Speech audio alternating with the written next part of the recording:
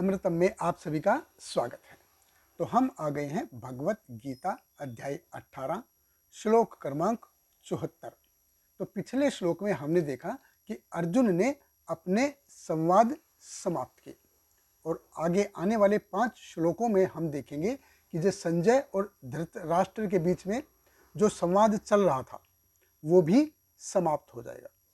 अभी संजय हस्तिनापुर में बैठ के अंधे धृतराष्ट्र को कि कुरुक्षेत्र के युद्ध में क्या चल रहा है उसका वृत्तांत सुना रहे हैं कि रणभूमि में उसने क्या देखा और क्या सुना।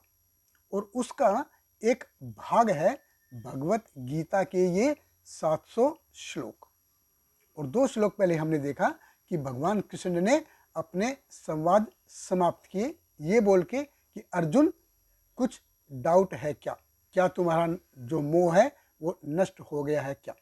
और अर्जुन ने अपने संवाद समाप्त किए ये बोल के कि नष्ट मोह स्मृति लब्धा त्वत् प्रसादात मया अच्युत, कि भगवान आपकी कृपा से मेरे सारे जो मोह थे जो डाउट थे वो नष्ट हो गए हैं।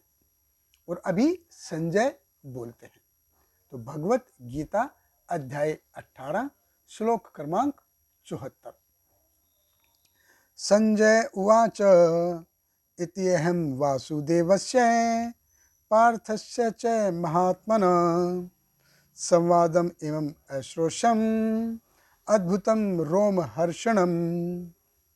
संजय ने कहा, इस प्रकार मैंने कृष्ण तथा अर्जुन इन दोनों महापुरुषों की वार्ता सुनी और यह संदेश इतना अद्भुत है कि मेरे शरीर में रोमांच हो रहा है।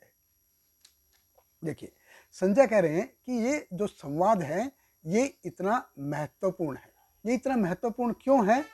क्योंकि ये कोई संवाद जो है साधारण व्यक्तियों के बीच नहीं है। एक तो इसमें पूर्ण पुरुषोत्तम भगवान है और दूसरा उनका भक्त है, प्रिय सखा है, जो इस धरातल पर सबसे अग्रगण्य क्षत्रिय है।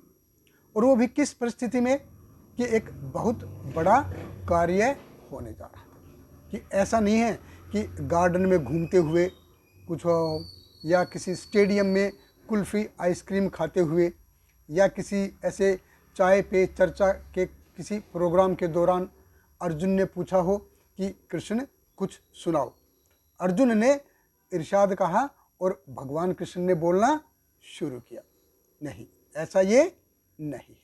ये बहुत ही महत्वपूर्ण जगह पे, बहुत ही महत्वपूर्ण आदमी को और बहुत ही विचित्र परिस्थिति में, विचित्र संदर्भ में, कि ऐसी विकट परिस्थिति है कि एक मित्र ने दूसरे मित्र को अपना गुरु स्वीकार कर लिया है। तब देखिए, ऑफिशियल गुरु स्वीकार कर लिया है कि नॉर्मल आपस में जो मित्र होते हैं उनके बीच में कैसी वार्तालाप होती है, कैसे बातें होते हैं, हम ये सब जानते हैं। इसलिए ये संभाषण इतना डायनेमिक है कि एक मित्र ने दूसरे मित्र को ऑफिशियल गुरु स्वीकार कर लिया है। और ऐसी परिस्थिति में, कैसी में, कि जब युद्ध शुरू होने वाला हो। देखिए, युद्ध शुरू होने वाला है, ऐसा ये देख के रोंगटे खड़े हो रहे हैं। तो इतना अद्भुत संवाद है ये। अब ये संजय ने सुना। कैसे सुना, क्यों सुना? कि अपने गुरु की कृपा के कारण, व्यासदेव की कृपा के कारण ये संजय ये सब कुछ सुन पाया। व्यासदेव की कृपा से कि उसको भगवान के दर्शन भी हुए, व्यासदेव की कृपा से अर्जुन के दर्शन भी हुए। और ये जो संवाद है इन दोनों के बीच में डायरेक्टली वो सुन पाया। और ये संवाद इतना महान था, इतना महत्वपूर्ण था कि संजय के रोंगटे खड़े हो रहे हैं। तो देखिए कितना अद्भुत भक्त है संजय कि उसके रोंगटे खड़े हो रहे हैं। तो हमारे भी रोंगटे खड़े होने चाहिए। हमारे रोंगटे खड़े हो रहे हैं क्या? कि हमने भगवत गीता का इतना सारा ज्ञान ऐसे सुना, इतना कुछ सुनने को हमको मिला। तो यहाँ पे हम देखते हैं एक भक्त के जो लक्षण है कैसे उभर के आते हैं, कि वो भगवान के बारे में अपने गुरु से और ज़्यादा से ज़्यादा सुनना चाहता है। जो पेप्सी की जो ऐड थी वो कि दिल मांगे मोर, एक्चुअली ये भगवत भक्तों पे भी लागू होती है। क्यों? क्योंकि वो अपने गुरु से भगवान के बारे में और ज़्यादा से ज़्यादा सुनना चाहते हैं। और यही सब सुन के संजय के रोंगटे खड़े हो रहे हैं। बहुत बहुत धन्यवाद। हरे कृष्ण। श्रील प्रभुपाद की जय। हरे कृष्णा